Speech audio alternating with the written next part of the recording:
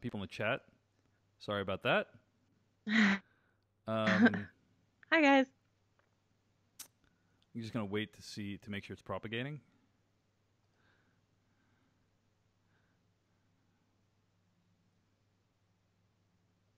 And we're good. All right, we're just gonna keep going, and if something happens wrong, I'll fix it.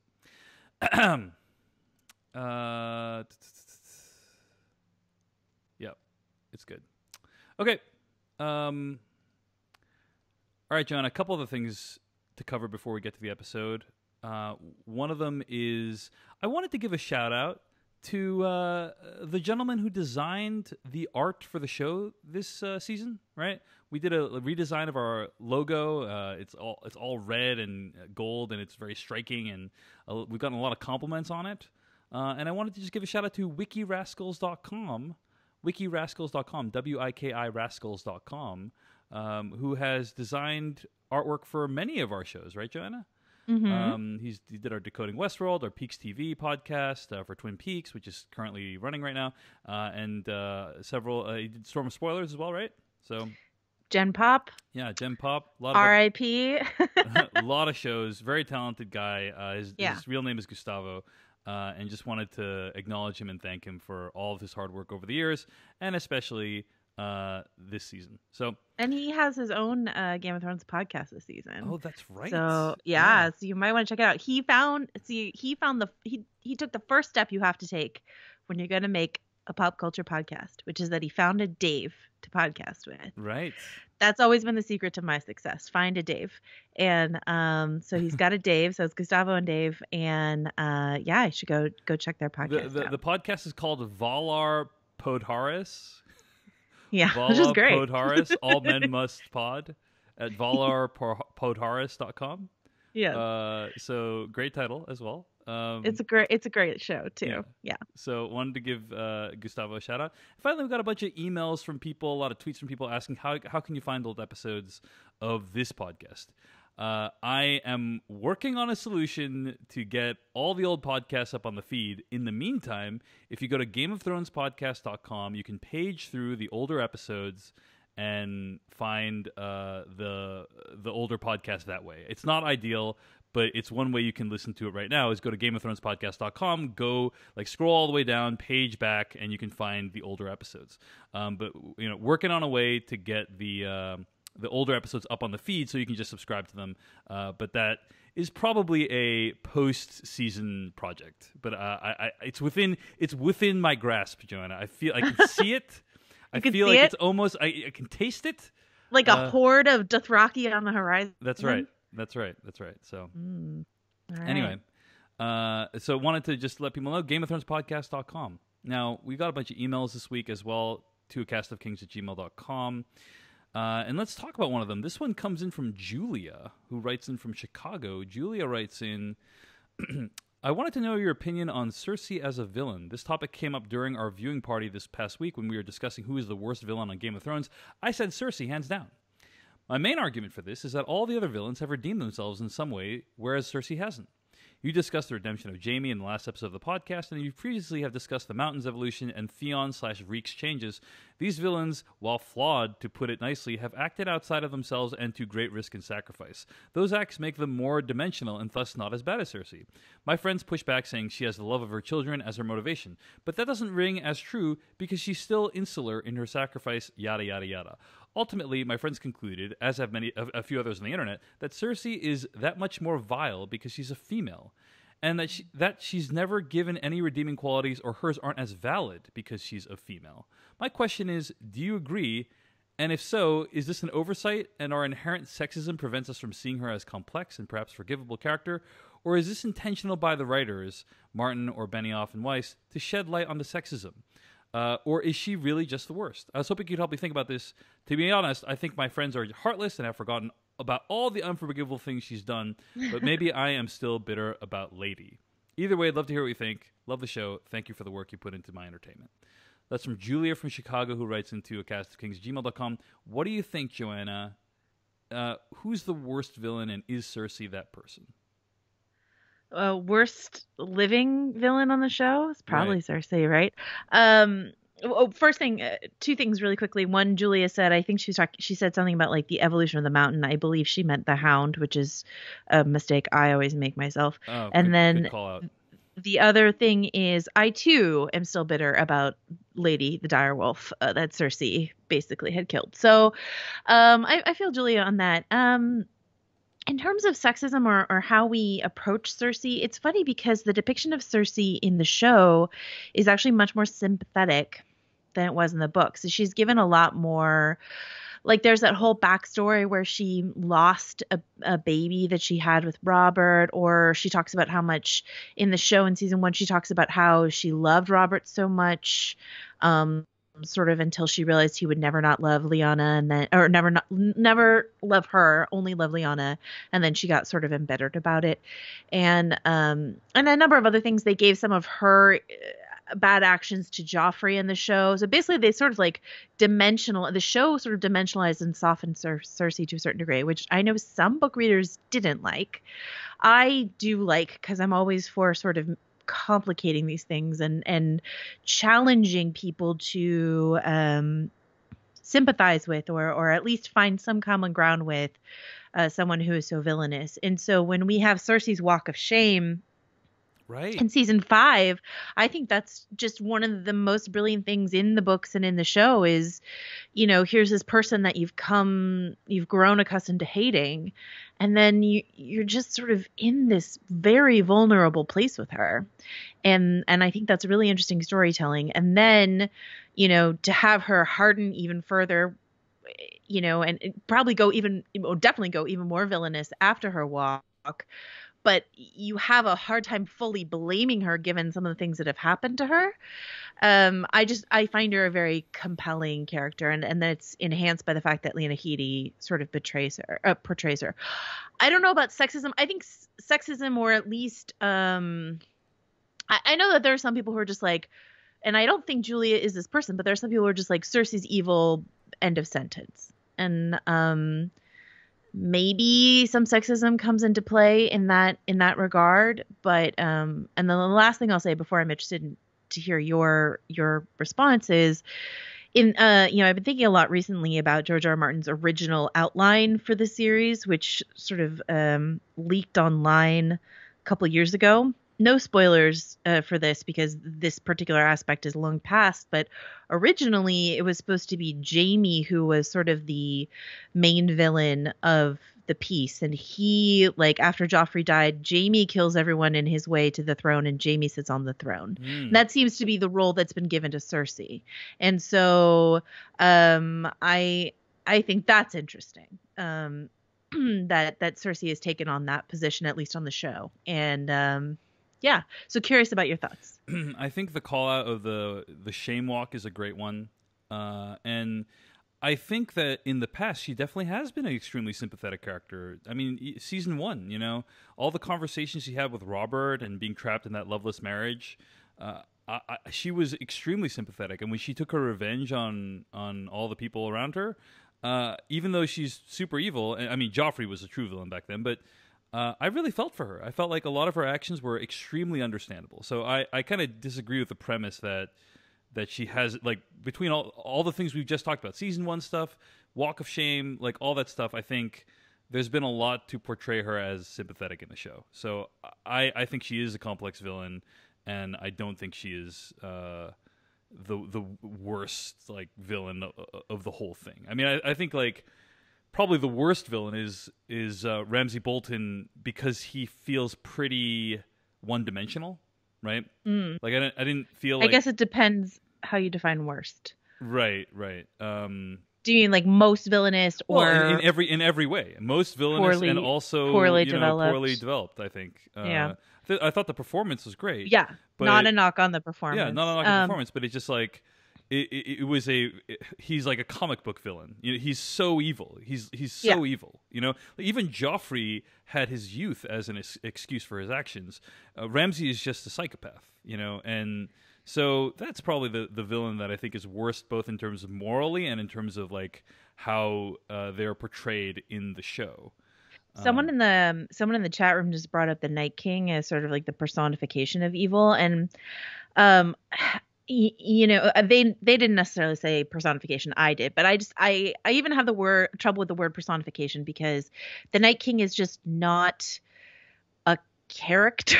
The Night King is a force, and that's the Night King is the reason why I'm very grateful for a character like Cersei, because I find her villainy so much more compelling than a rando can't stop won't stop killing machine made of ice from the north. You know what I mean? Like they've used the Night King so sparingly as just a symbol for encroaching danger and evil.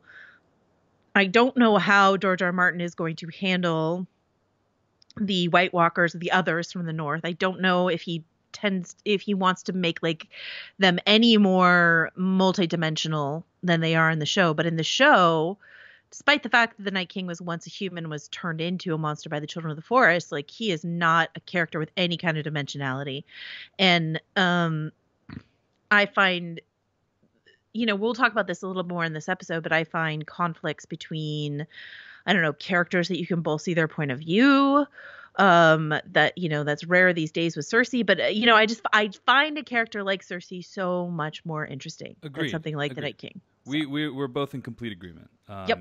Which is rare, but yes, I agree with everything it will never happen again. Yeah. So Cersei's a great villain, I think. Well played, well written. I'm a big fan of Cersei as a villain. All right. Actually, on the note of Cersei, Joanna, I've been meaning to ask you this. I think someone brought this up either via email or via Twitter or something, but some people have alluded to the prophecy that Cersei received. I think it was at the beginning of season, I want to say 5? Yep. 5. Right? Where Maggie the Frog, the fortune teller, gives her some fortunes, right? She says, you'll never wed the prince, you'll wed the king. You'll be queen for a time, then comes another younger, more beautiful to cast you down and take all you hold dear. The king will have 20 children, and you will have 3. Gold will be their crowns, gold their shrouds. And then she also says, there's a piece in the books that did not make it into the show, right? Right. Valonqar. I'm sorry, say that again? Please excuse my high Valyrian pronunciation, but it's Valonqar. Yeah. Heard it both ways. So we actually, I think this is this technically a book spoiler? It might be a book spoiler. So it's a book spoiler, but I will be the most surprised person on the planet if this ever makes it into the show. So okay, well, so if you don't want to hear a potential book spoiler, skip forward by like a couple minutes. But here we go. The witch also says to Cersei in the book, when your tears have drowned you, the Valonqar shall wrap his hands around your pale white throat and choke the life from you. And apparently Valonqar means little brother in Valyrian, which theoretically is Tyrion, but Jaime is her twin, and he could also technically be a little brother, right? He came out after her. Right. Yep. So there's a lot of speculation that Jaime will be the one to actually kill Cersei. Yes. And what do you feel about that? Does that prospect excite you? Because it excites me. I'll be honest. Like that would be pretty epic death for Cersei.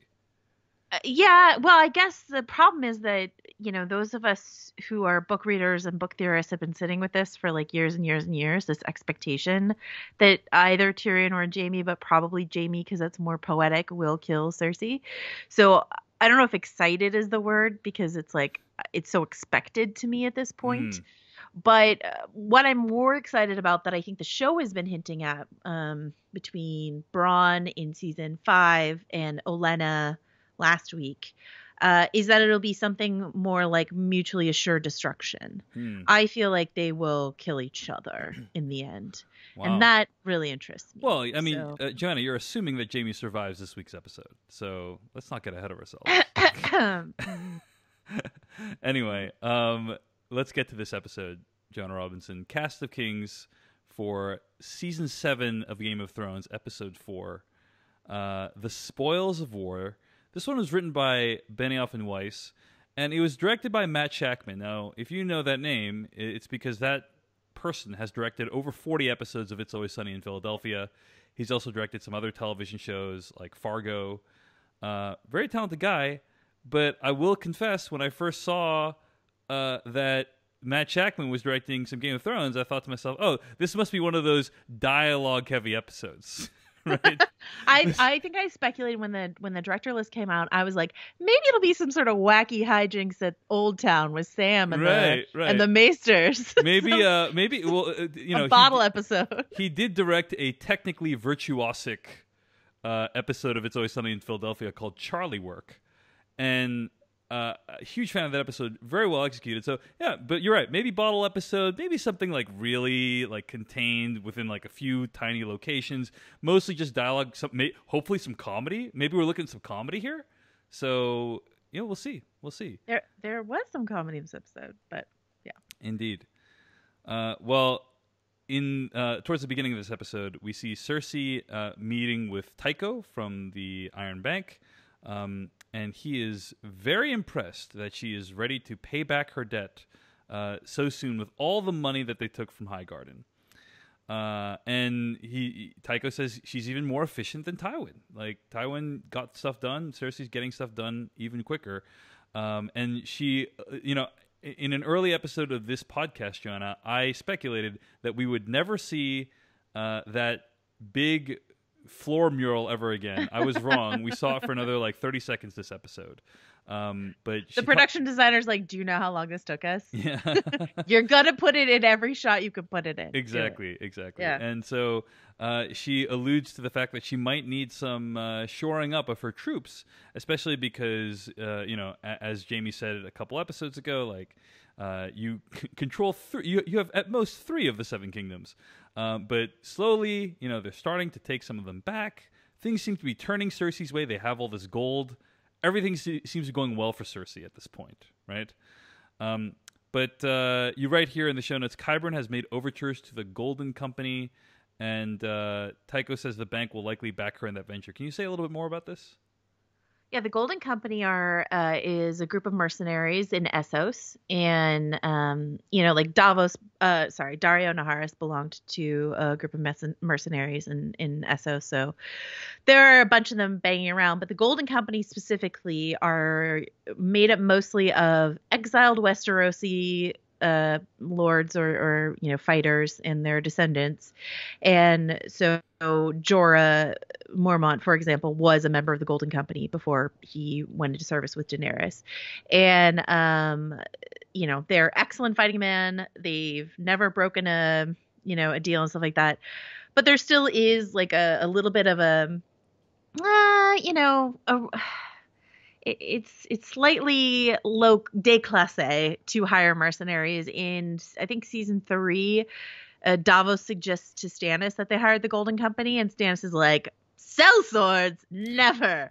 So the fact that Cersei is sort of importing mercenaries, right? It shows she's on thin ice. Go ahead. Yeah, that, and also it kind of goes against her whole, like, I mean, even if they are exiled Westerosi lords, it kind of goes against her. Like, she's outsourcing this job to Essos. So yeah, so who knows if she'll actually get that deal together? But that seems to be sort of her idea of how to get more bodies on her side, since Daenerys, at least at the beginning of the season, definitely. Tyrion says in this episode, Daenerys still outnumbers the Lannister forces. Right. And certainly after the barbecue of this week's episode, she does. Joanna, I mean, I think that it's not a bad plan, and as long as nothing goes wrong for Cersei from this point forward, that she'll be fine. She's right? gonna win. Yeah. Like, she's in a precarious state, but like, get these Golden Company in there and shore up the troops, and then she's fine. She's got it. As long as nothing goes wrong,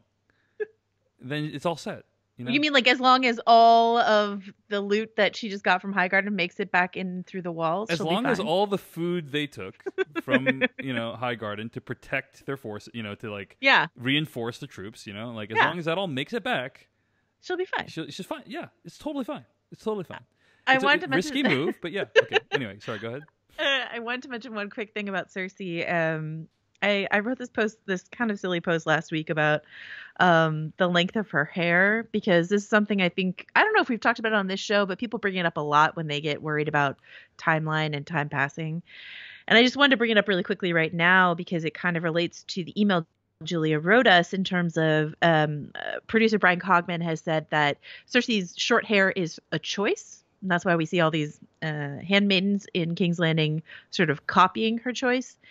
And I wrote a little bit about how it relates to a desire she's expressed over and over again, that she had been born, like she had been born a man. She's jealous of her brother Jamie because he got all the advantages of being born a man, and she had to be stuck like being sold off to Robert Baratheon and stuff like that. Right.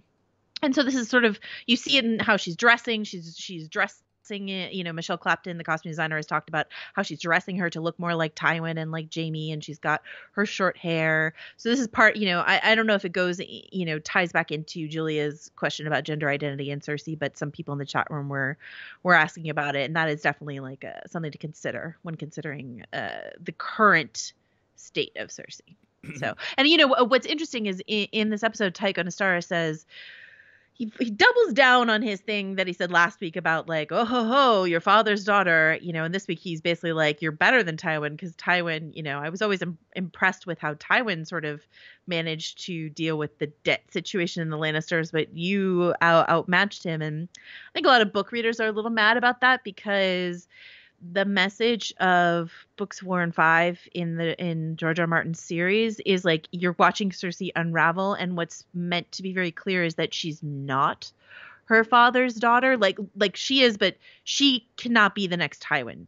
Cersei is not suited for that role, and that's something we see in the books, and the show has decided to go in another direction, which is fine. But I think some people are like mad because they feel like it's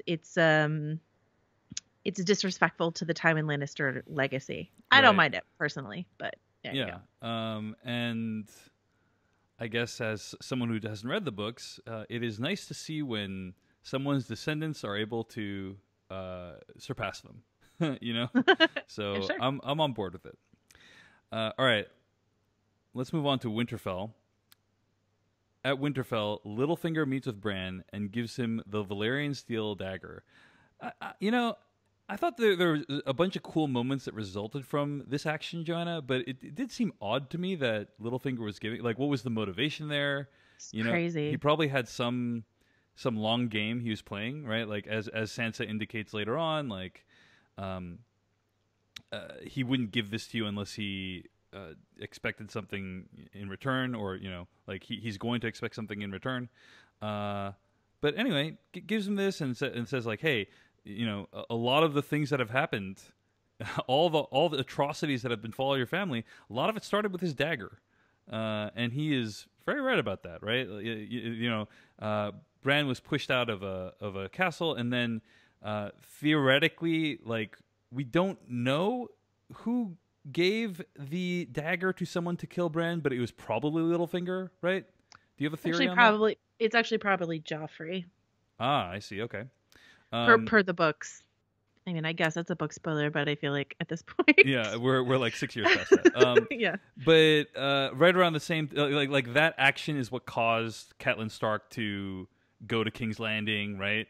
And it caused like a bunch of other misunderstandings to happen that led to Ned getting killed and then Robb going to war, right? It's hard to source these things because, like, what's, you know, I think it's pretty rich of Littlefinger being like, this dagger really started the War of the Five Kings, when like him poisoning Jon Arryn is really what started the War of the Five Kings. Exactly. I mean, that's the original sin, right? So, yeah, but Littlefinger is playing his usual game, and he just didn't know that he was playing with I don't know, clairvoyant, whatever you want to call Bran. You know, he's laying his bullshit on as thick as possible. It still does not make any sense to me that he would give Bran the dagger. I feel like the show wanted Bran to have the dagger so that Arya could have the dagger, right. But I would much rather have had like Arya find the dagger among Littlefinger's possessions and take it, or something like that. Well, and just the way that Bran hands it to Arya is so like a throwaway action. He's like, "Oh, well, I can't use it. Here you go." You know. I'm glad Arya has it. We've known for months that Arya would have it because Maisie Williams was wearing it on the cover of freaking Entertainment Weekly.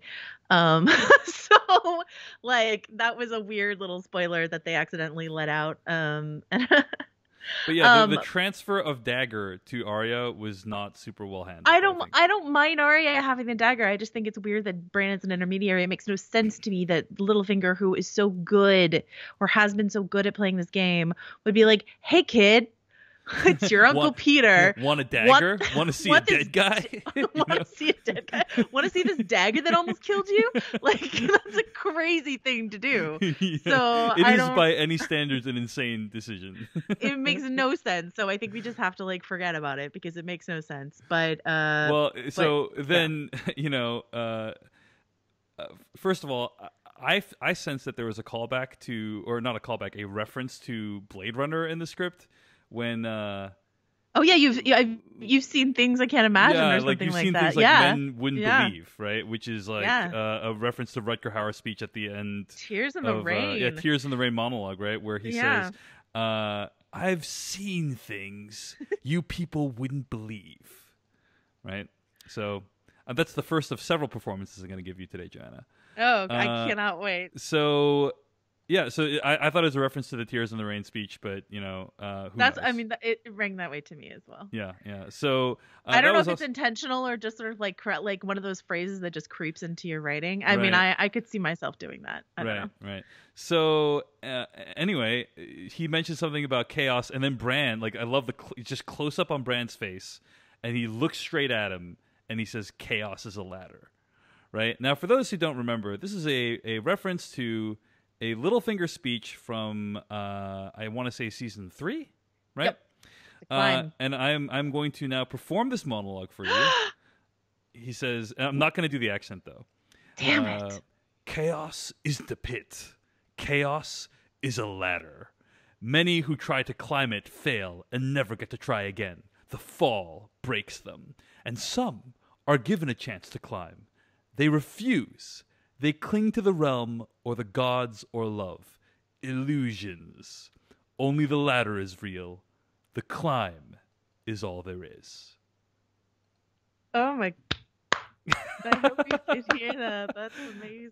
Reference. It's a reference to Littlefinger, like giving that speech about how chaos like allows people to rise above their current station in life. And I thought it was like an opaque. Like neither of us are huge fans of that speech when he first gave it in season 3, but over time, as the years have gone on, it is a speech that I think about a lot, and think about how often chaos facilitates people to rise when it is their turn in a way that peace does not, right? But go ahead. Well, it's funny because it's I believe you that I didn't like the speech at the time. Like we can check the transcript, but I definitely believe you. But we have since that is actually plays at the beginning of every single episode of Storm of Spoilers, that speech. So I'm how you're just like I have that speech memorized just because I hear it every single time I listen to an episode of that podcast. And what's funny is a lot of people who aren't close watchers of the show, they were really confused by the chaos is a ladder line because it's just not one that I think people quote all the time. And so they didn't really understand why Littlefinger was freaking out at what Bran said. Well, it was in the ads for a lot of season 3 episodes, I believe. So but just some people are more casual watchers than that. Or they just started recently or something. Yeah, and so I got like literally hundreds of tweets from Storm of Spoilers listeners, A, freaking out because like they're so familiar with that line, and B, talking about how they had to explain to their significant other what it meant. And they're like, "Oh, you should listen to this podcast because you would know."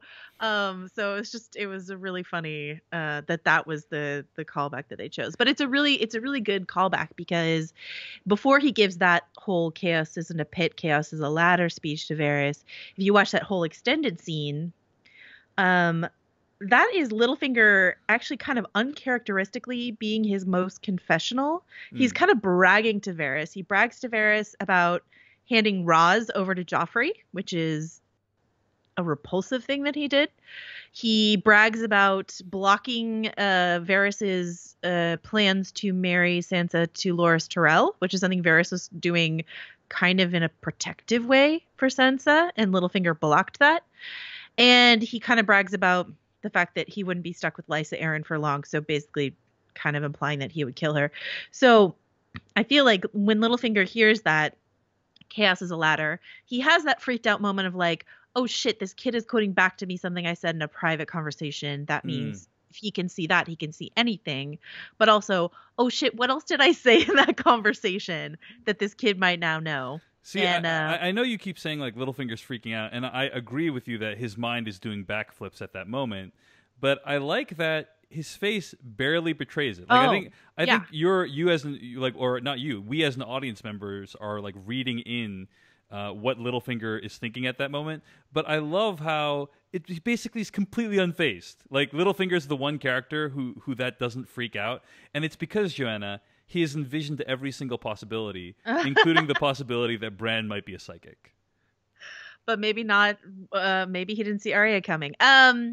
Yes, Aidan Gillen. Like the camera is super tight first on Isaac Hempstead Wright's face when he says "chaos is a ladder," and then super tight on Littlefinger's face as he's registering it. And Aidan Gillen, you're right, his face doesn't change that much. But maybe I am reading too much into it, but I really feel like he was trying to give us like rapid calculations going on behind like sort of a blank demeanor. Agreed. And I loved it. I thought it was brilliant. Yeah. And then immediately rescued by Mira, like saved by the Mira, right? Like she walks in. Right. Yeah. Motels on Mars says Littlefinger was shook. Agreed.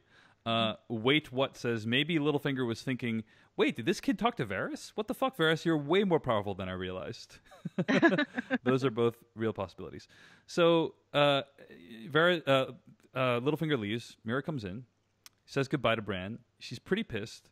Bran is, at this point in the show, completely unbearable. I mean, you were talking about how last week you're sad that now every time Bran comes on screen, it's a bummer again. Yeah. It's not only bummer; it's like infuriating at this point. I mean, he just is. He has lost complete sense of any human decency. She says like, "Hey, my brother died for you," and that's all I you're nearly say. died for I you. nearly died for you. Right. I mean, we talked about this last week. She's going back to be with her family so that when the White Walkers come, she can at least like be with them. Right. Mira, we should point out, is one of only 3 people on the show to ever kill a White Walker. So, if John were smart, he would draft Mira into service. But I feel like we're never going to see Mira on the show again, to be honest with you. I think that's probably right. I think they are trying really hard to sort of strip extraneous characters away, so we can get things like we get at the end of this episode, where it's just like main character versus main character. My apologies to Mira for calling her an extraneous character, but I would count people I love, like Lady Olenna, people I don't like the Sand Snakes, blah, blah. They're sort of like peeling these people away. And at the very least, Mira got this scene that sort of references how shitty her character has been treated. The fact that she sacrificed so much and this is all she gets is, at least she gets to address that in this goodbye scene.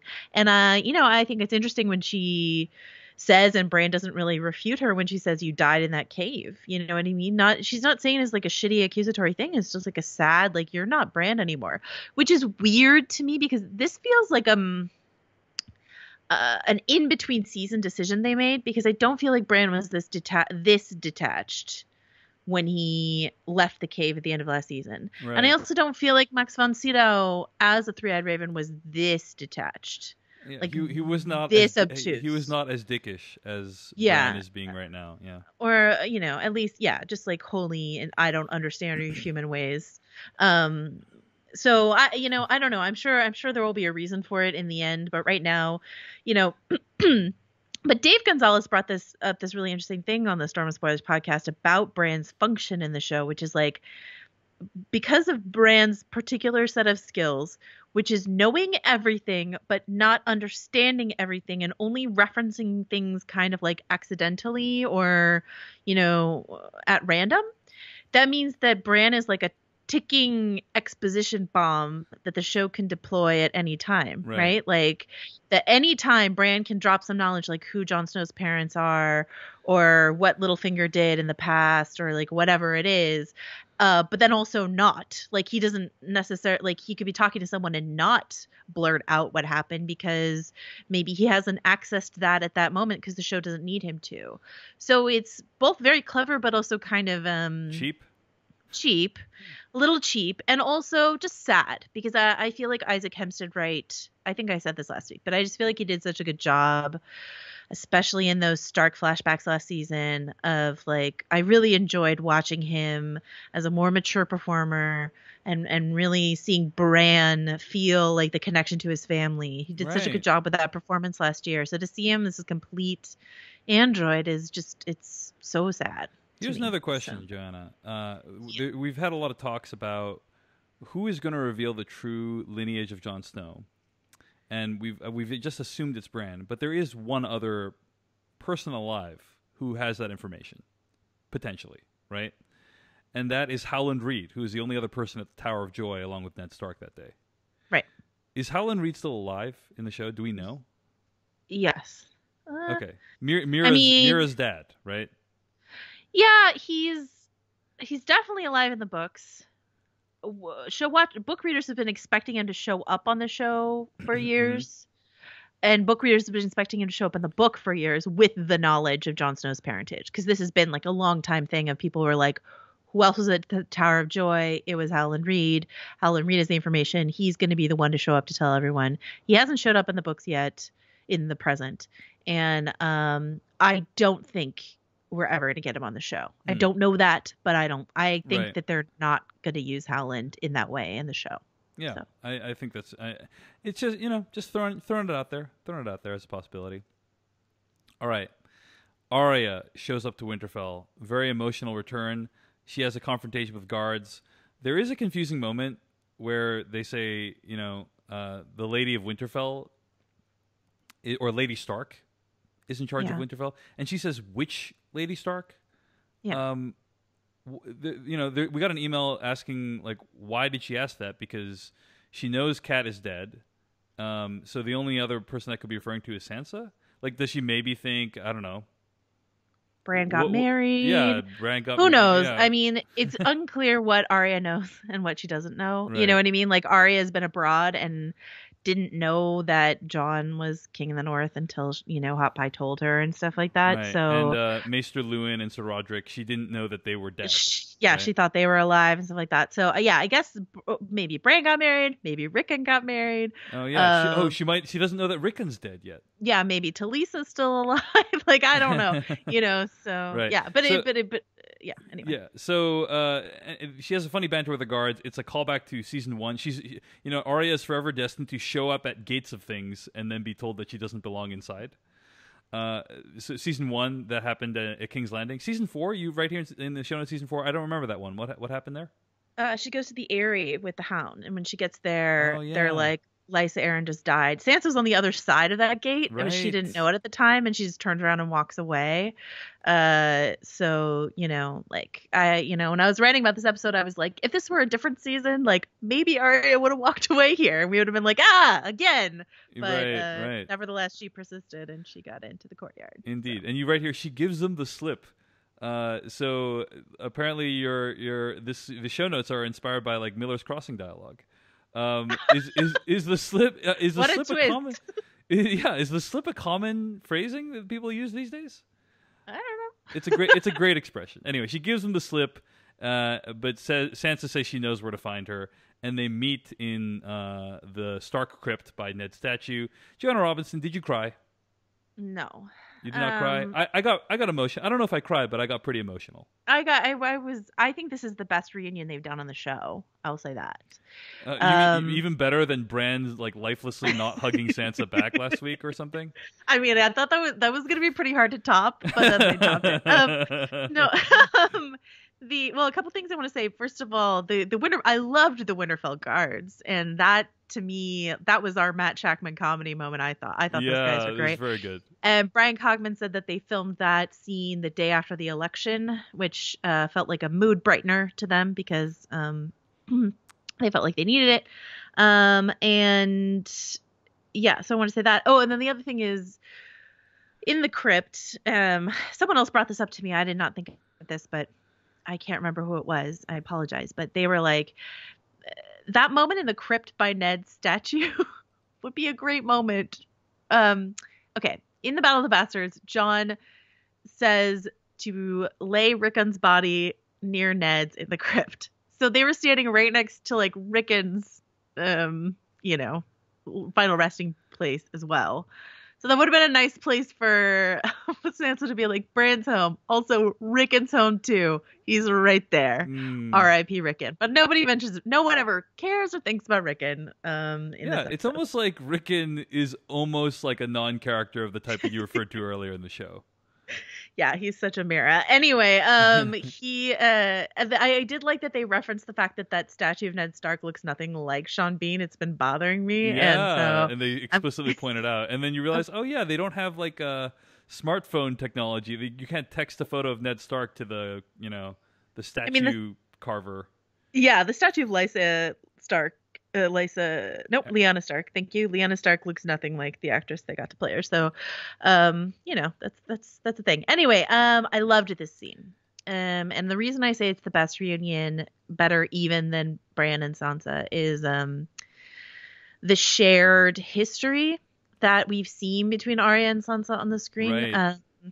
Bran and Sansa had zero, I looked at it. I looked it up. It's like 30 seconds of interaction in season 1. Sansa and Jon had literally no scenes together in season 1. And so, but when you see Sansa and Arya, like we spent all of season 1 watching them squabble. Right. And so this really does feel like siblings reunited. And the fact that Maisie Williams and Sophie Turner are like best friends in real life and so have this interesting natural chemistry, I thought was really good. It's awkward and tense, but nice between them. And I thought they nailed it completely. I really loved it. It was so lovely. And then she makes reference to the list. She's like, Joffrey was always at the top of my list. And Sansa's like, what list? And Arya says, the list of people I'm going to kill, of course. And Sansa's like, ha, ha, ha, ha, ha, ha, ha, ha. As though it's not that's something even better than your Littlefinger impression. Your Sansa laugh impression. I mean, I think it's a little bit odd that Sansa doesn't take her super seriously because Sansa's about to lead people into battle. It's not like the idea of killing people is completely out of Sansa's head. You know what I'm saying? But in any case, after they meet Bran and he I think makes mention of the list, right? That's when Sansa knows. Oh wow, Sansa's this is like, for real. oh shit, it's real. Yeah. Yep. I did think that Arya and Bran somehow landed better than Sansa and Bran that reunion. They also Bran and Arya had at least one scene together in season 1. I remember Arya showing him up with the arrow shooting. Exactly, right? Yeah. Exactly. So you at least have that dynamic to remember. You remember those two kids, and then to see them what they become, that matters. Whereas Sansa and Bran had no history, so that we saw on screen. Yeah. So 2 out of 3 great reunions in this episode. We'll get to the last one later. Right. So then Bran just like, oh, I got this spare dagger. I don't know what to do with it. Here you go, Arya. And there it is, right? That's the dagger transfer. So... Yep. Now Arya has it. Arya always wanted a Valyrian steel sword. She talked about it in season 2 with Tywin. So now she has, at least a dagger. So that's cool. Valyrian steel is very expensive, and it can also kill White Walkers, right? Sure can. So I'm really excited. Like, if I don't know what's going to happen. This is not a spoiler because I don't know.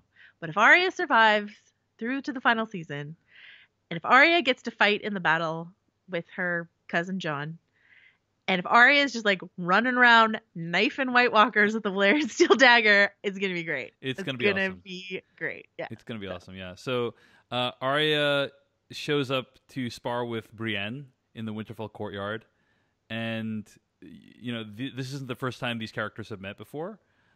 Brienne fought the Hound for to try to, I guess, defend Arya because she's sworn to defend the Stark children. I think is that right? Am I remembering that correctly? She told Catelyn that she would specifically her daughters. Who gives a shit about Rickon?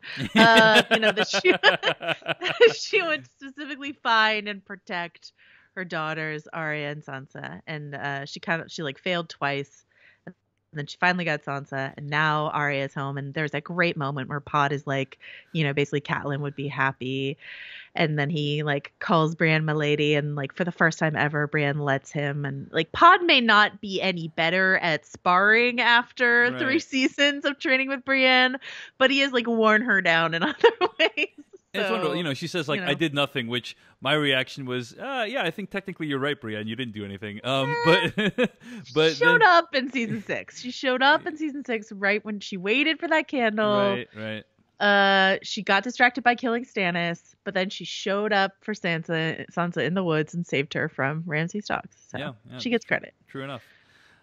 So then they spar together. You wrote a great article about this at VanityFair.com, right? About like the meaning of this fight that they have, right?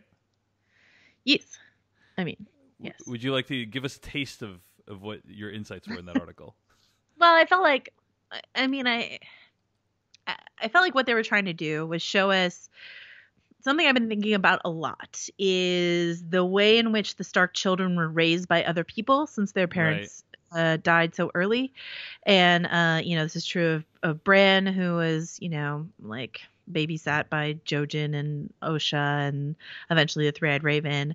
Sansa, who had like Cersei and Littlefinger and all these other people sort of raising her and molding her. But then Arya had just like this parade of weirdos shaping her. And I felt like this courtyard scene really showed off, I think intentionally showed off the influence of all these people. She says something to Pod about not fighting someone like Bran in the first place, which to me sounded very Tywin, who she was Tywin's cupbearer in season 2. Her fighting style mimics Syrio Forel, the Hound, the stuff she learned from Jaqen and the Waif, and her list comes from the Night's Watchman Yoren. So it was just sort of this whole like parade of this is how Arya has become Arya, and Sansa gives her this troubled look as she sees her spar in the courtyard, which I don't feel like I have a full grasp on exactly what Sansa's thinking. She's obviously troubled. Who wouldn't be if they like hadn't seen their sister in years, and she comes back and she's doing this shit and talking about killing a lot of people. There also seemed to be like a slight jealousy when Arya asks to train with Brienne, and she says, you told our mother you'd protect both of us, right? And Brienne's like, that's right, my lady. And like all of a sudden Sansa has to share Brienne with Arya. There seemed to be like a slight I did not jealousy get that. there. I did not get that, but okay. Yeah. If you're a watcher, if anyone watches and felt that was like a one note of like a symphony that Sophie Turner was like trying to play up on that balcony for me. And I don't know. It's interesting. I don't, like I said, I don't feel like I fully understand exactly how Sansa's feeling about Arya, but there's a lot of stuff there, and there's a lot of reasons why she would be perturbed by what she saw. Well, let me just say this. Jonah's being extremely modest right now. This article that she wrote is next level shit, Game of Thrones analysis. So we'll link to the show notes. It's called, what is it? The headline of the article is Game of Thrones, the hidden meaning behind Arya's big fight. You have all these gifs like analyzing all of Arya's inspirations.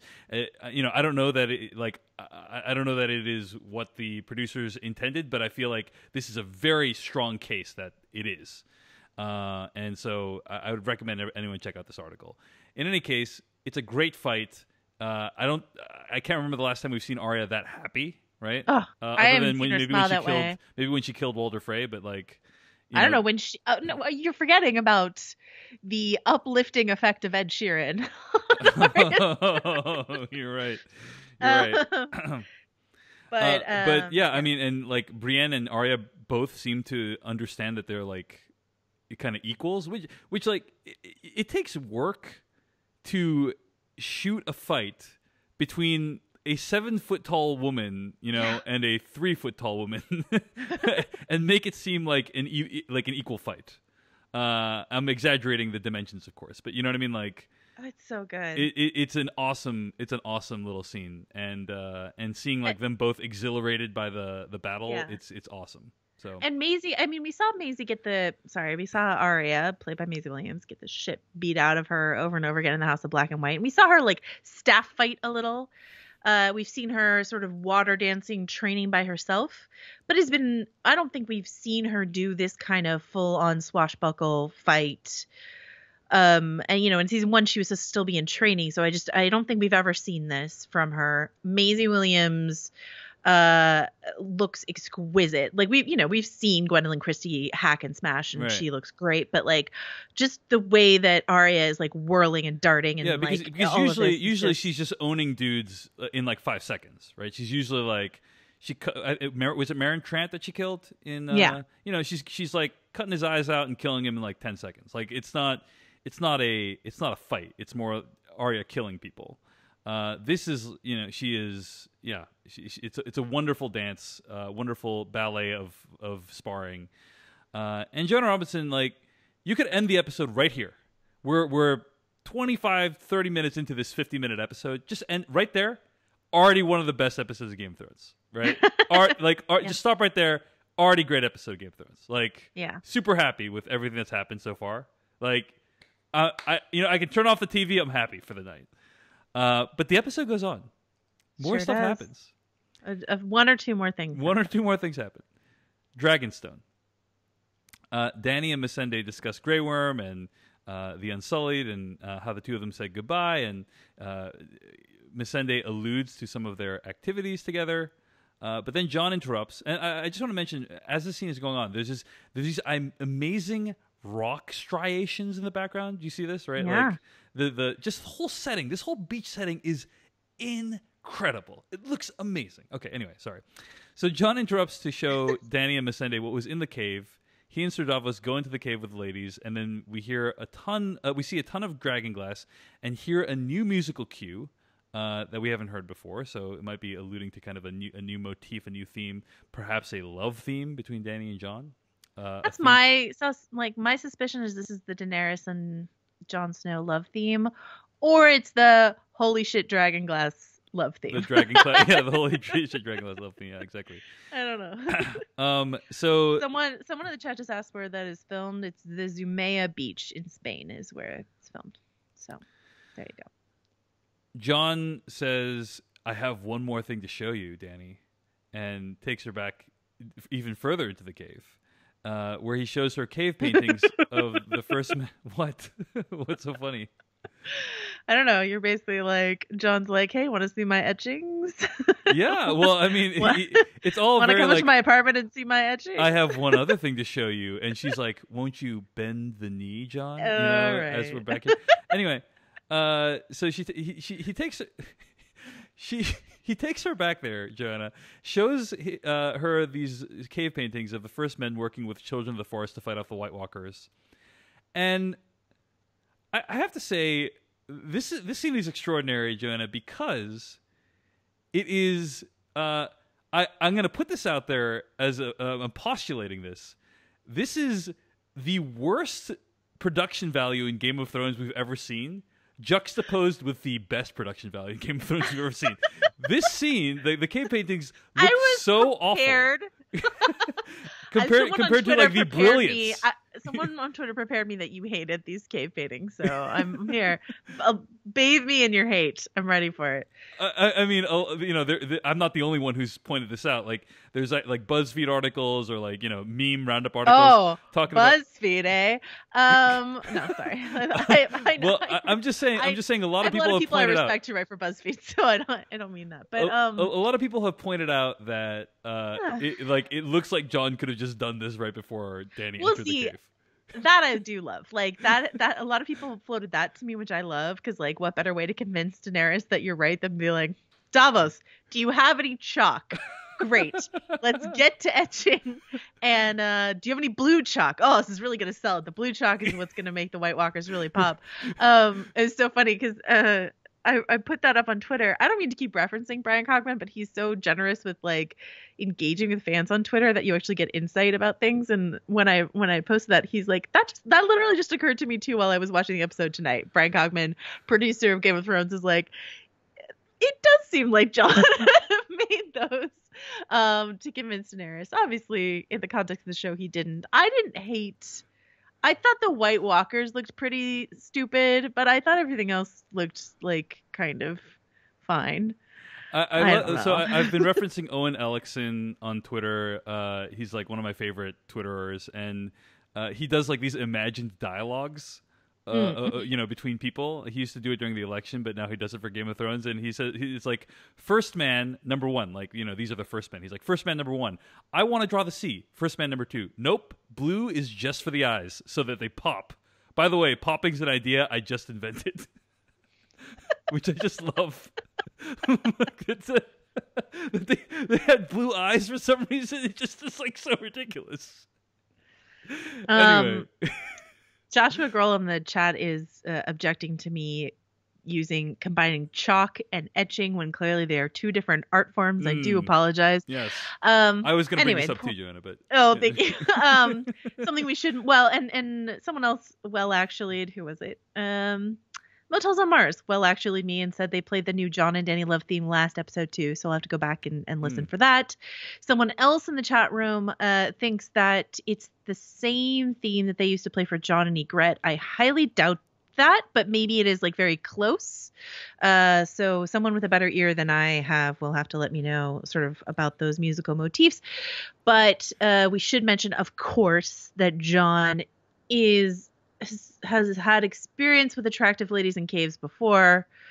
This is where he and Egret consummated their relationship. So a lot of people pointed out that parallel. Anyway, in the behind the scenes of the episode, Weiss and Benioff basically said, like, we just have to put Amelia Clark and Kit Harington together in a close space and just watch their chemistry explode. And I was complimentary of their chemistry last week. I still am inclined to be complimentary of their chemistry. I don't think it's like cave explosive chemistry, but it's there. I see it. I respect it. It's solid. I mean, you didn't feel how hot things were when she's like, "Why don't you just bend the knee, John?" Like, I need you to stop saying that. What? I don't understand. What's wrong with me just saying bend the knee? We should, they do have this like really crazy exchange though, because John's like, see these etchings? Obviously I'm right. And Daenerys, yes, obviously you're right. I will fight for you if you bend the knee. And then the show does this crazy thing it does where sometimes characters quote other characters, and it's meant to be like a fun callback, but it's also just crazy that Daenerys says literally the exact same thing that Jon Snow said to Mance Rayder in season 5 when he talks about the welfare of his people being more important than his pride. She word for word quotes Jon back to him in like a creepy Bran Stark sort of way. Right. And Jon's sort of like, my own words used against me. But like, it's crazy that it's like it's a direct quote because it's meant to be, to echo things. But it's like, it takes me out of it for it to be a word for word quote thrown back at him. But anyway, it just makes no sense to me that Daenerys is like, is your pride more important than the welfare of your people? And I'm like, Daenerys, isn't it your pride that's like in the way of you helping the realm against ice armies? Someone on Twitter called her like Little Miss needs all 7 kingdoms right now. Like, can't you save mankind from ice armies and then take the rest of the realm? Like, what is this about? So I think it's a little pot calling the kettle black, talking about pride sort of thing. And Jon does make, at least, because what we know of Jon Snow is that he's not a prideful person. And so her accusing her of pride is like, misaimed, because I think Jon does make a compelling argument where he says, my people will not be happy about this. We already saw that. They're xenophobic about Targaryens. They didn't even want him to go to Dragonstone in the first place. So if he comes back and he's like, JK guys, bent the knee to the Dragon Queen, like, that is not going to go over well with his people. He's right. It's not his pride. It's his people's stubbornness. And so I don't know. I'm unimpressed with Daenerys' assessment of the situation here. Right. Fair enough. Sorry, Joanna, I'm still fighting off this cough. How dare you? So, fair enough, Joanna. I think that's the very astute points there. But the function of this whole scene was basically for Dany to now believe Jon in some way, right? She's seen the cave paintings. Now she believes John. I mean, those cave paintings are definite proof that something happened in that cave at least slightly before they went in that cave. So at least 5 minutes ago. At least 5 Davos minutes. Was like brushing the chalk off his hand. Yeah. Oh man. So pretty silly. But anyway, there's some more stuff that happens at Dragonstone. Jon and Davos are talking about Jon's crush on Dany, and Missandei asks them about the concept of being a bastard because there's no marriage in Noth, and so there are no bastards. Interesting language thing again. I didn't know if there's anything significant we should take away from this, Joanna. Like, was there? Do you think there's a reason the show pointed this out, or is it just to illustrate that like different people, like different cultures, perceive people in different ways? Maybe. No comment. Okay. We skipped the part where they walk out of the cave and Daenerys gets the bad news. Right, more bad news, and then she actually chews out Tyrion about how he's doing a shitty job. Well, it felt kind of accurate for her to be like, "Are you holding back because you love your brother so much?" Right. And I don't think that's inaccurate, right? And as the rest of the episode bears out, I think. And what's interesting though is that she turns to Jon. And she's like, what would you do? She wants to basically go carpet bomb King's Landing, right? And she's like, what would you do? And he basically says, if you do that, you're just more of the same, which is like, you're another Cersei, you're another Mad King Aerys. If you do that, you melt castles. It is a great point. And so what we see, I mean, spoiler for what we're going to talk about later in the episode, but what we see is, I think, her taking Jon's advice. This to me, what she does is a compromise between what she wanted to do. Is she attacks, soldiers in a field versus innocent civilians in a city. Right. And what frustrated me a little bit about that beach scene is that they cut away as she sort of like learned Varys and Tyrion are like, hey, we took Casterly Rock. And she's like, that's great news, right? And then it just cuts away, and then she's pissed. So we don't see Missandei find out that her boyfriend is stranded in a castle on the other side of the continent. I would have liked to have seen her face at least. Right. If they're going to, like, spend, I don't know, 20 minutes or however long that sex scene was between them, like, I would like to then see this other fallout from that relationship that they are trying to make important on the show, if that makes sense. Right. It's almost like that relationship has been treated mostly as an afterthought in the show. Almost. Yeah, but the Davos, Jon Snow, Missandei scene. You can't comment on it. I know, but is Davos hitting on Missandei? Like last week, I was really resistant to that idea, but this week it seems like he is, and that's. I didn't get that. Okay. But people can disagree. And then so a Greyjoy ship shows up. It's like the one surviving ship from the Greyjoy fleet, apparently. And Theon and Jon have a confrontation. And it just, oh man, like all the Starks are meeting again, in this episode. It's crazy. All my dreams are coming true, Joanna, in terms of what I want to see on this show. It just took several years longer than I would have preferred. But still, the build-up made it more worth it. And Jon is super pissed, and I believe the reason he's super pissed is because of Theon turning on Robb, and also Theon like burning the other Stark kid, like purporting to burn the other Stark kids. Right? Is there like what is the reasoning behind Jon being super pissed? Oh yeah, he killed Sir Roderick Cassel. That's right. He burned Winterfell to the ground. Yeah, I remember that. Burned a couple farm kids. He didn't actually burn Brandon Rickon, and Jon knows that, but he burned a couple of rando kids.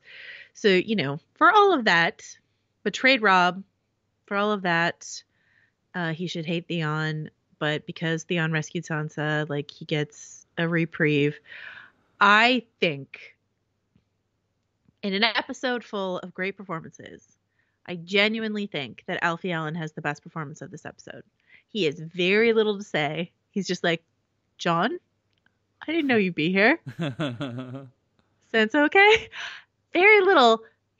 I think he does it so well. Just that John alone, I think is incredible. So, I kudos to Alfie Allen, who Yeah, I just think is so good. I agree with you. It's very good. I don't know that I have the same reaction to it as you, but I think it's a strong performance and it's a great moment. And again, here's another thing. You could end the episode right. We're like 35 minutes in. End the episode right here. Oh my gosh. I feel like abundance of riches are raining down from the sky already. I'm like, this is amazing. Best episode of all time. Already. Okay? I'm done.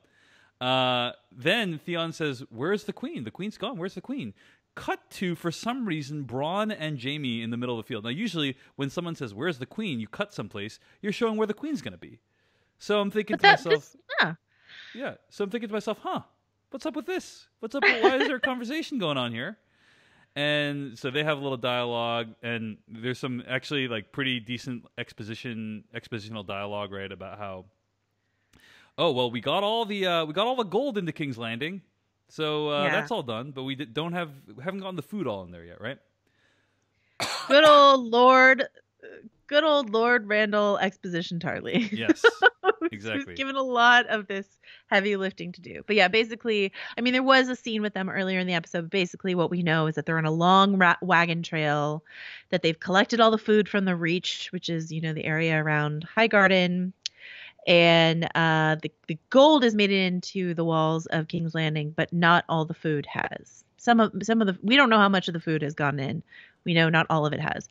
Randall's like, how about we flog everyone to get them a-going? And Jaime and Bronn have this moment where they're like, we're bad guys sometimes, and we're not as bad as this dude. This dude sucks. Yeah, let's just hold off on the flogging for a little bit. Jaime's like, how about not? He's like, these men fought well at Highgarden. So this is our first, like, Jaime cares about his men moment.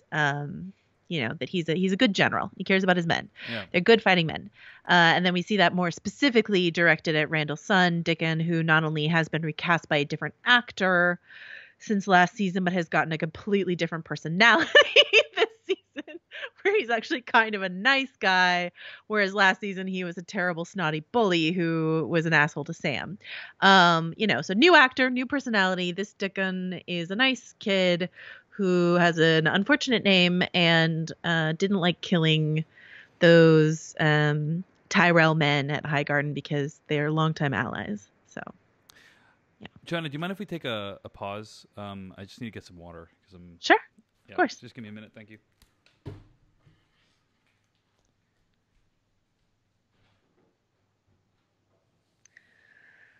Hi, guys. This is always so fun when Dave leaves me alone with you guys. And then you're on a delay, so you can't even talk to me from the chat room. So I'm just talking to the empty air. By the time you respond, Dave will be back. Oh, hi guys. Thanks for joining us tonight. How's the hotel room? It's a Hilton hotel room. It's lovely. I have a view of a rooftop and some beautiful hotel art. So thanks for asking.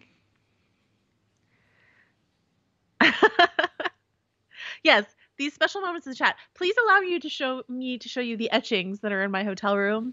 There's some White Walkers, some Children of the Forest. It was the funniest moment in the episode to me. I think the Winterfell. I really liked those Winterfell guards. I hope they come back. I hope we see a lot of them. Gone to any good LA restaurants? No, I'm here for the TCA's, the Television Critics Association press tour, which means that we sort of eat in the hotel, food provided for us here. Are we gonna get Tarly Brothers shenanigans? I don't know. It would be fun to see Sam look at Dickon and be like, I don't know who you are because you're a completely different actor now. Sorry about that. You there? Yep. All right. How did The Handmaid's Tale beat The Leftover? Brian Davids, I don't know, but Carrie Coon won 2 awards for the price of 1, so we do our best here. Okay. Felix and Sylvester. Jared in the chat room calls the Winterfell guards Felix and Sylvester, which is a nice Westworld reference there.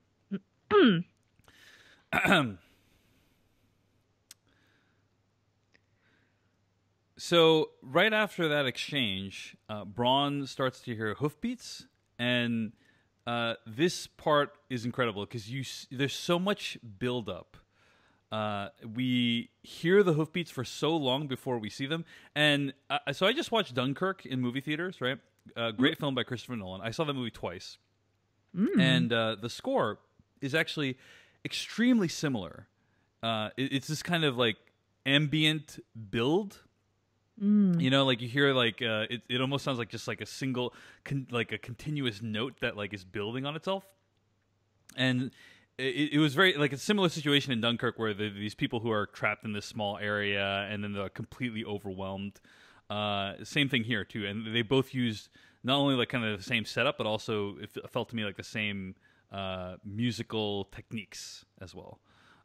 So I thought the anticipation was amazing because you hear them for so long before you see them. And then the Dothraki horde comes in, and Braun says to Jaime, hey, get back to King's Landing. And Jaime says he'll stay. He's not going to leave his men, which is yet another point for Jaime. Not only is he delaying the flogging, but he's also not a coward who runs away, right? Yep. Yeah. And then we see Dany in her dragon arrive, and it's an amazing moment. And, you know, Joanna, I remember last week you talked about how you weren't super crazy about the dragon effect last week when we saw them for like 5 seconds. I feel like they were saving their money for this episode. I would say overall the dragon effects look pretty great. And not only that, but the way they combine the dragon into... you know, obviously the dragon's not real, but a lot of the explosions are real. You know, the convoy exploding, you know, as though a dragon is like using a fireball to destroy it. It's so beautiful. And let's talk more generally about this whole sequence. I felt like first of all, they're topping themselves when it comes to Battle of the Bastards. I think so. It's like as complex in terms of the battle, but they added fire, which makes things way more tricky to shoot. And a dragon, right? And a dragon, right? Yeah.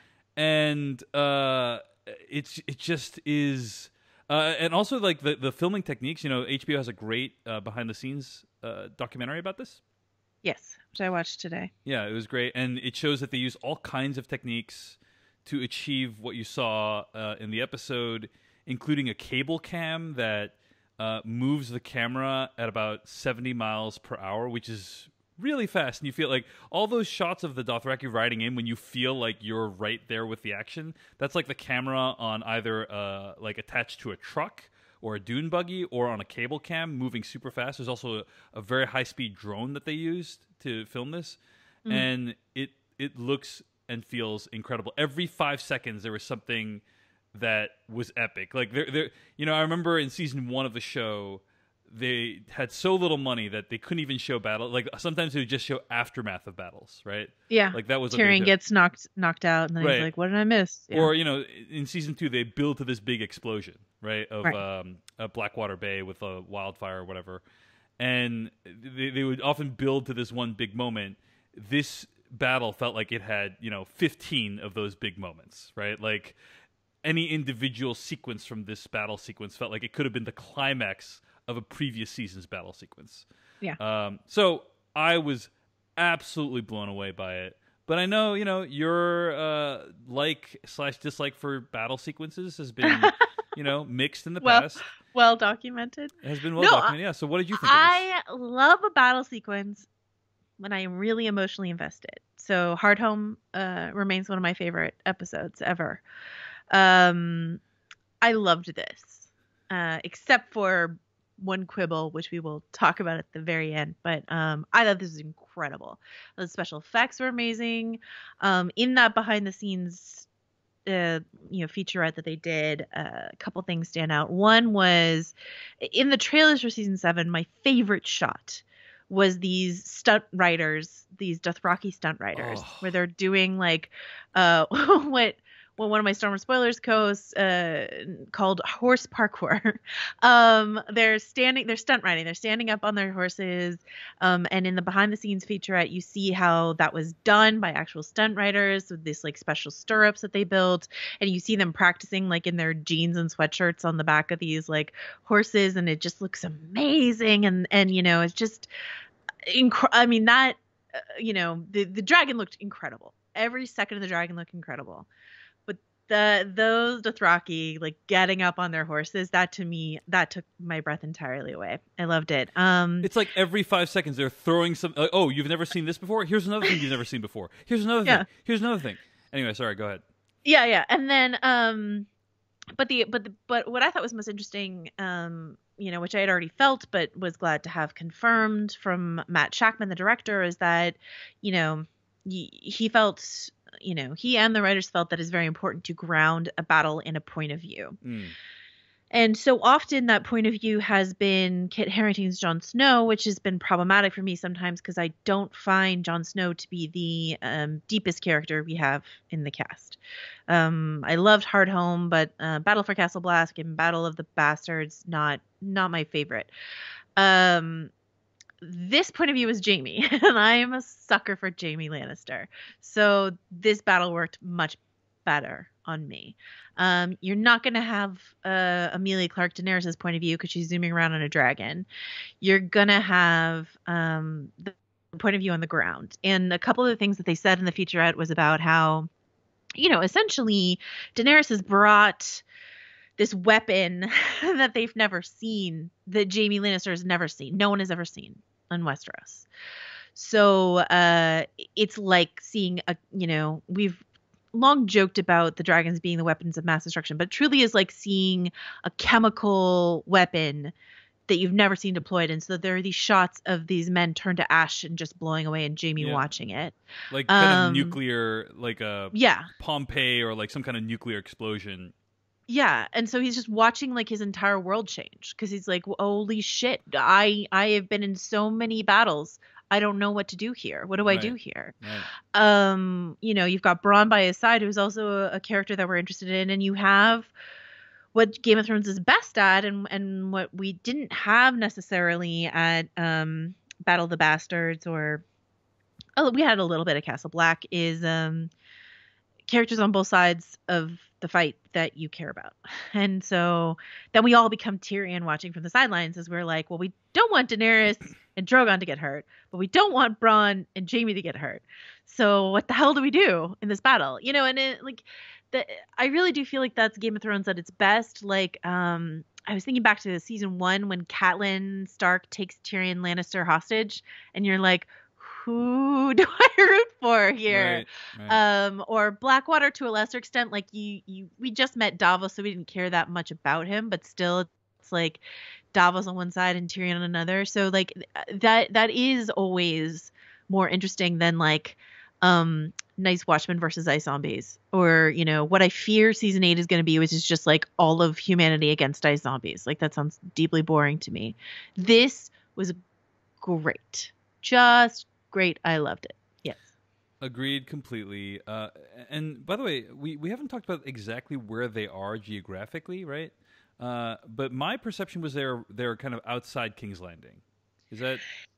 Yeah, they're there's a place called the Gold Road, and then there's the Rose Road, and then there's Randall Tarley mentions the Blackwater Rush, which is the river that goes into Blackwater Bay. So that's the river that, you know, the whole thing sort of ends with the river. That's the river that they're on. So they're, kind of within striking distance of King's Landing on this sort of meadow on the way to King's Landing. And the reason that's significant is there is, okay, I have two quibbles with this scene. One we will get to at the very end. But before we get to that, I really just like the fact that the writers and directors and producers are calling this the loot train battle, or the loot train attack. That to me sounds so undramatic and terrible. I hate it. In the books, there's a battle from Aegon's conquest, Daenerys' ancestor Aegon, when he took Seven Kingdoms, there was a battle called the Field of Fire, which took place Mm. exactly where this battle takes place, and it was the only time it much was more dramatic name. right, and it's the Lannisters and the Tyrells versus the Targaryens. This is a clear homage to that. They did the Field of Fire battle only with Daenerys on her dragon instead of Aegon and Visenya and Rhaenyra on their dragons. And that battle was the only time that all three of those dragons fought together. They set the field aflame. The Lannisters lose. Like it's a direct echo. So I don't know why they're not just calling this the Field of Fire battle. That's what they should call it. The loot train battle sounds like a minor sequence in a like an action video game. It's it's a pretty terrible title. Or like what's the name of the? I mean, I don't want to diminish this episode because it's a great episode. But what's the name of the Breaking Bad episode where it's like a train heist? I don't know. That's what came to mind for some reason. But that's a great episode of television. Dead Freight was Dead Freight. Yeah. Much better name. But anyway, yeah. So that's where they are. North of the Reach. Gotcha. On the way to King's Landing. So Jay in Colorado wrote into castofkings@gmail.com to your last point that he was talking about this battle had him sweating no matter what the result may have been. If Bronn dies, I'm crushed. If Jaime dies, I'm crushed. If Dany dies, okay, well, I never really worried about her. She has way more storyline to fulfill. I'm not sure I have ever found myself cheering for quote-unquote villains before. So anyway, he just wanted to share that like he was also very torn on who he should root for in this scene. And I agree, you're rooting for both Dany and Jaime to some degree, right? Mm-hmm. So love it's that. Why, I mean, sorry, go ahead. Yeah, just love that dynamic, but go ahead. I before this season even started, I pitched my editor, Katie Rich at VanityFair.com, on this article about how Jaime Lannister is the most important character on the show. And a lot of people will roll their eyes because A, they don't really like get my interest in Jaime Lannister, or B, I don't know. But anyway, point being, it's not just my fascination with Jaime Lannister, which I admit is one that not everyone shares, but I kind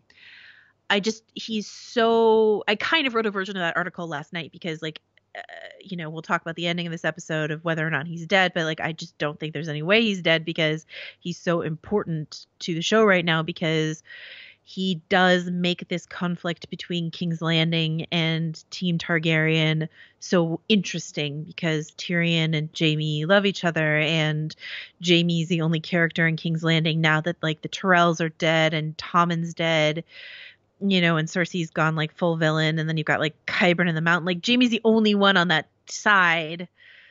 I mean, unless you're like just love Euron and want to see him succeed, like Jaime's the one that makes it interesting, makes it really interesting to me.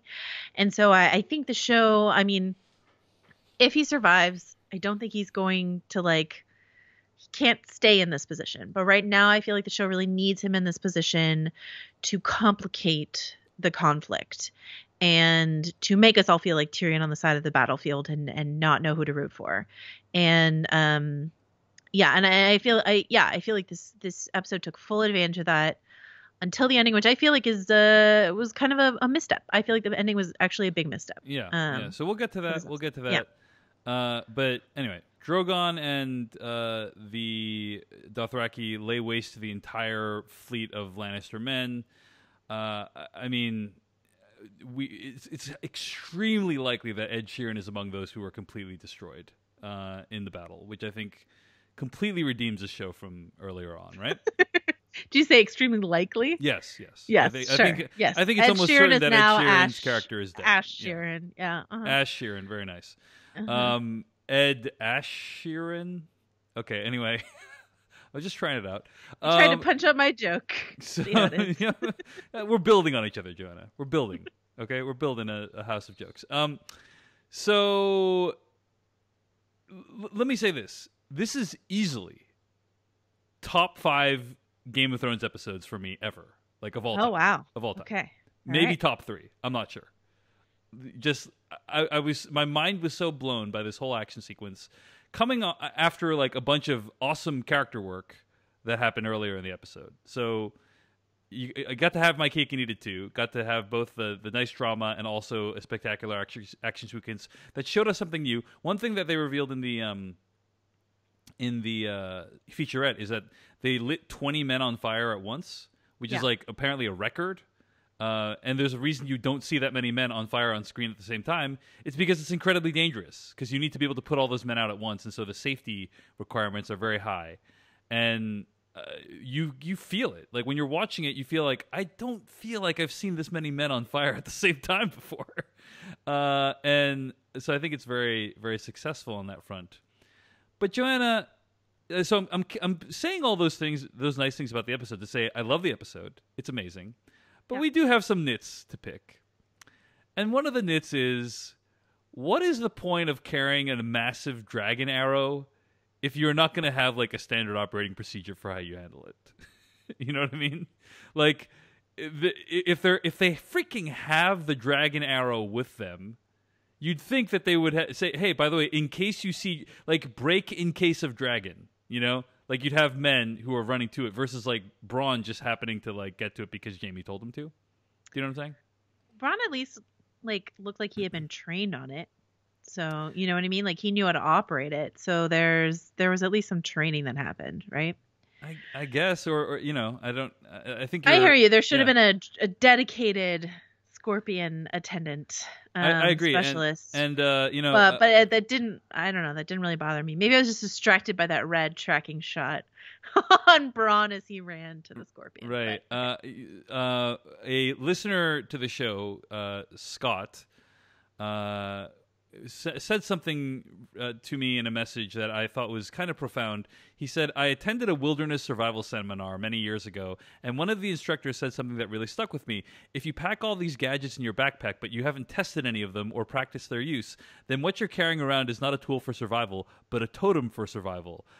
I.e., it is a spiritual symbol that represents a need for survival, like a flashlight or a fire starter kit or a water filtration system. If you don't test these things in practice with them, you're just packing your bag full of trinkets. That was my thought after seeing Jamie ask Braun to go ahead and get to the Scorpion after the dragon had already done a ton of damage. They were just toting around a very heavy trinket. Anyway. Yeah, that's a good message. Maybe it played out like this.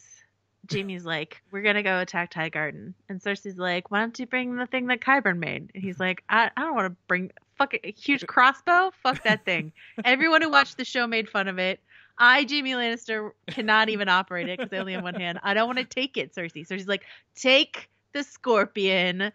Qyburn will be so happy if you just take it. Just make him happy and take it. And they took it, never thinking they were going to have to use it. And they're like, oh, shit. And Braun's like, good thing I know how to use this thing. All right, Jonah, you win this one. You win. Do this I? one. Okay. I think that's very plausible. I also, you know, we referenced a reference to Blade Runner earlier, but I like to think that the moment when Braun fires an arrow through a Dothraki was a reference to John Woo's film starring John Travolta, Broken Arrow. No. You ever see that movie? Yeah, of course I have. Spoiler for Broken Arrow: at the end of that movie. You know, Christian Slater kind of position. I don't know if he actually does this. Well, yeah. I mean, basically, he shoots a nuclear warhead into John Travolta's body, in like outside of a train car, which like looks very similar to what happened to the Dothraki guy here. That's so funny. Anyway, okay. So, but Gustavo, who you mentioned earlier, Wiki Rascals pointed out that when Braun does shoot Drogon, that to him looks like a Jaws callback. So Roy Scheider sort of like with the gun aiming at Jaws. Yeah. A lot of potential movie callbacks in this episode. So Braun shoots at Drogon, is unsuccessful, shoots again, hits Drogon kind of in the shoulder, chestal area, right? And then Drogon is super pissed and completely destroys the ballista. For some reason barely singes Braun in the process, but, you know, whatever. And then Drogon lands so Dany can hopelessly try to pull this massive arrow out of his chest. And that's when Jaime makes his last stand, right? Charge, yes. He grabs a spear off some dead person. And by the way, you already mentioned like that long continuous shot with Braun. I thought it was great. My favorite part of that scene is when this guy is on fire, wandering around like in a daze, and a horse just completely takes him out. I felt it was a great encapsulation of the chaos of battle. Anyway, So Jamie grabs the spear, and it is the most epic camera shot. One of the most epic camera shots I've ever seen, where they're using this thing, this like spider cam or whatever it's called, like that's on a zip line, and it's like running parallel to Jamie, and you see the whole battlefield behind him. Like, it's just like stuff's going on, like, and it goes on forever. That I mean, field is on fire. Yes, is what I'm saying. And whatever combination of visual or special effects, it looked real to me. I mean, it looks great. Yeah, it looks so good. And Jamie does not quite get. I mean, you know, he's thinking. I don't even think he's thinking it's a. It's not necessarily like a heroic. I mean, it's a heroic act, but I don't even think it's a selfish act. Like, I don't think he wants glory for himself. I think he's like, if I can kill this woman, like maybe I can stop the carnage, right? And right before he gets there, Braun comes in and tackles him off and throws him into the water. Is that right? Like, we think it's Braun because the horse is the same color, right? What was your... It's Braun, yeah. Yeah. I mean, having made several GIFs of this moment last night, I can tell you that was definitely Braun doing it. Which, you know, a lot of people have mentioned to me feels out of character for Braun. Do we have an email about this? Yeah, Tara from Tennessee wrote in... While Braun has done brave things in the past, it seems well established that his self-interest overrides any otherwise heroic instincts. That was the whole reason he refused to be Tyrion's champion. He didn't think he could beat the Mountain, and he was offered a title not to try. He would not put himself on the line for his best friend. Running headfirst into Dragonfire seems contrary to this established character trait. What say you, Joanna Robinson? Yeah, I agree. I don't really get it. My only explanation is that Braun dropped the gold that he was given. So maybe he's like, shit, in order to get more gold, I'm going to have to save Jaime Lannister, or at least get that gold hand off him. But it did. Like, you know, Braun liked Tyrion better. I feel like Braun liked Tyrion better than he ever liked Jaime. And Braun wouldn't fight for Tyrion because Cersei gave him a better offer. So, like, Braun is not the sacrificial type. He put himself right in the line of danger to save Jaime. And that I agree. You know, for a character who's been so, like, blunt about being a sellsword, this seemed out of character, but it's not even like, I just don't even have enough exasperation to waste on that because I'm so exasperated by this silly cliffhanger, right? Well, being the period on the sentence of this great battle scene. So I mean, there's also the scene earlier where Braun kind of loses his gold, right? And that's what I just said. Yeah. I mean, he just that he dropped his gold, and maybe he thought saving Jaime was the only way he could get another bag of gold. Yeah, I guess. Certainly, that's not what came to mind for me. You know, it seemed like it was set up as a heroic act by Braun. Yeah. So I agree that it's not a good setup payoff kind of moment. But Jaime's charge, I feel like that is a great character moment. For a couple of reasons. One is, you know, we haven't seen Jaime do a lot of, you know, ever since he lost his hand, he hasn't gotten to do a lot of the things that he was once so famous for, but he was a famous jouster once. And so, you know, he's guiding his horse with his good hand and sort of holding the lance with his bad arm hand. And it's sort of the best thing he can do with what he has is joust, basically. And so it's like old instincts take over, right? And he jousts. And I think it's heroic. I think it's foolhardy, you know? And I think it's a great moment. He's hoping that he can take out this dragon, or maybe take out Daenerys and the dragon or whatever, and end the war right here. Right. And stop the destruction of these men all around him. And and is willing to die trying to do that. It's fundamentally a selfless act, I think. Right? Yeah. And you know, Tyrion has a great moment because he's very torn about this, right? You know, his favorite Lannister is there fighting against the woman he is committed to serving. Mm-hmm. So a lot of ambivalent feelings there. So then Bronn knocks Jaime off, and even though Jaime is in this very shallow water with this horse galloping, again, in incredibly epic fashion. I mean, the fact that there's freaking water on the ground just makes it look more incredible. But it knocks him over, and like apparently that shallow water is on the edge of a cliff, right? because he falls down like 15, 20 feet. And Well, then, I watched it again right before we went to air because I agreed. A lot of people are like, "How is the water shallow and then it's deep?" This is a river, so there could theoretically be at least a significant drop off. I've been in rivers where there are significant drop offs like that, but first you see the two bodies hit the water. You see them in the water, and you see the bottom. Actually, it's not that far down from where they hit the water. You see the bottom of where they're falling. And then the next shot of Jamie sinking is just, I think, kind of deceptive because it just like looks like he's sinking so far down, but we've already seen the bottom. It's really not that far. And so it's just a dramatic, deceptive shot that is just silly because we know Jamie Lannister isn't dead. And it reminds me of that episode where Arya got stabbed on the bridge at Braavos. And we're like, this is silly. This is not, Arya's not dead. Why are you even doing this? You know what I mean? Now, And so, here's a question. Like, okay, I will say that the moment when they enter the water and then the flame goes above them, oh, so good, so good, and also very similar to a shot in Dunkirk that happens actually, where like someone submerges in water and then like this massive fireball is above them, very dramatic and very well done. But we had some people write in. We had some people say like, hey, we didn't see Lady Olenna die last week. You know, maybe she's still alive. Maybe Jamie didn't give her poison. Like, I find that speculation to be ludicrous. Now, of course, like I think that it's a completely different scenario here. But you and I are both very confident that Lady Olenna's dead and that Jamie isn't. Why is that? Why is that the case? Like, what gives you the confidence that Jamie's not dead? it's funny. I was thinking about this, like, I felt so confident earlier today because I was like, for a main character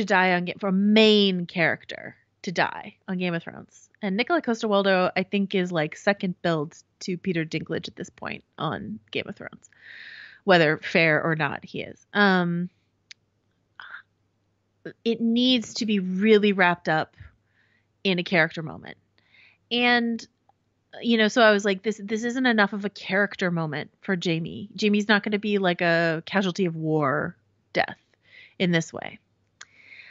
But then, right now, as I'm thinking about it, like having just talked to you about how this was a big character moment for Jamie, right. I'm like, well, maybe I'm wrong. But I really do feel like, not just going back to the Valonqar prophecy that we were talking about earlier, but just like his death needs to be tied up with Cersei's a little bit more closely for me to be satisfied.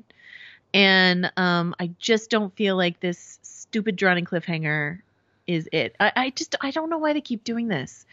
It's a show invented thing entirely. It's never convincing to me. And especially given like all the pushback there was on like the fake cliffhanger death fake outs of The Walking Dead over the past few seasons, like I just don't know why Game of Thrones thinks it needs to go to this well. The battle scene did not need this at all. And to make it compelling. And, big deaths originally in Game of Thrones. And Game of Thrones, of course, is famous that anyone can die at any time. But those deaths, like, they take place within the episode, and then you're dealing with the aftermath of it in that episode, right? Like, Ned Stark dies, and then you're dealing with, like, Arya and Sansa being upset. Or the Red Wedding happens and you're dealing with all of that as it's happening. It's not, I just don't feel that, maybe I'm wrong. Like Hodor, I guess, was at the end of the episode, but it just like. Well, okay, well, hold on. I mean, with Hodor, like you knew that character was dead though, Yeah. I mean, let's put it this way. If Hodor comes back later on, then we'll feel like we were really manipulated in a bad way, right? Yeah, and Raymond Terry, who's always right about everything, as far as I'm concerned, in our chat room right now, is saying that this Jamie cliffhanger is the same as with John's death. The off season of mystery isn't for journalists or podcast listeners; it's for fans, casuals, if you want to be blunt. So the casual fan is probably maybe who doesn't engage with the show. Who doesn't like listen to podcasts or read articles or anything like that, is just sort of like, is Jamie dead? I don't know. I'll tune in next week to find out, or the binge watcher years from now who's like, play the next episode, find out if Jamie's still alive. But for anyone who likes to think about the show in depth, things like the John, like after the John, like the fact that they are still doing these cliffhangers after the John cliffhanger is crazy to me. But I don't know. I think I am not as sure as you are that Jamie is alive. Okay. But I'm pretty sure he is.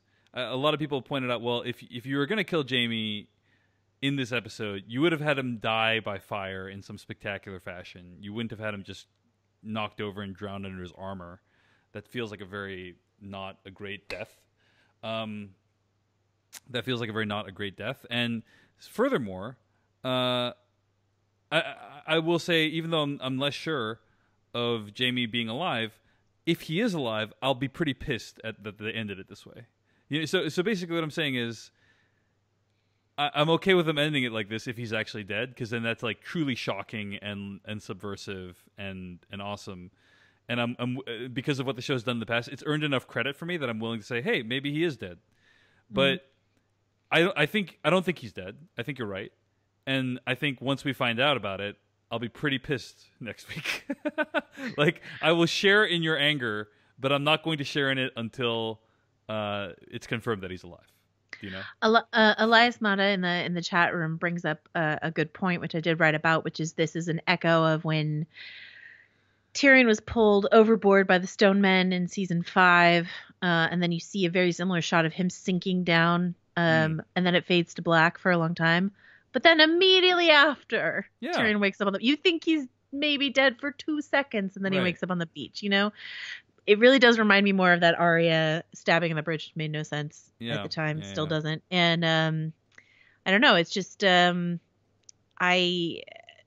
don't know. It was a silly bit of added drama that they just didn't need. Someone else in the chat room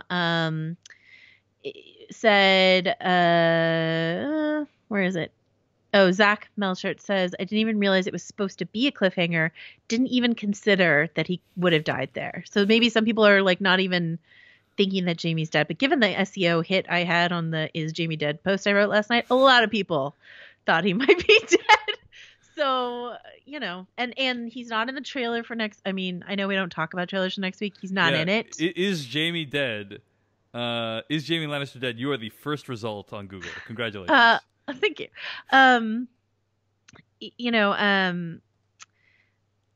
He's not in the trailer for next week. They didn't talk about him in the behind the scenes. Mercifully, at least, like there aren't a lot. I haven't seen a ton of interviews out there where they're like saying he is dead, which was the whole thing that bothered me about Jon Snow.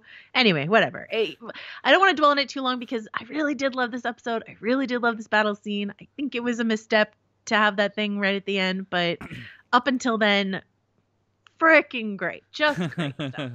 Yeah, and I agree with you. It's a frustrating. It's frustrating.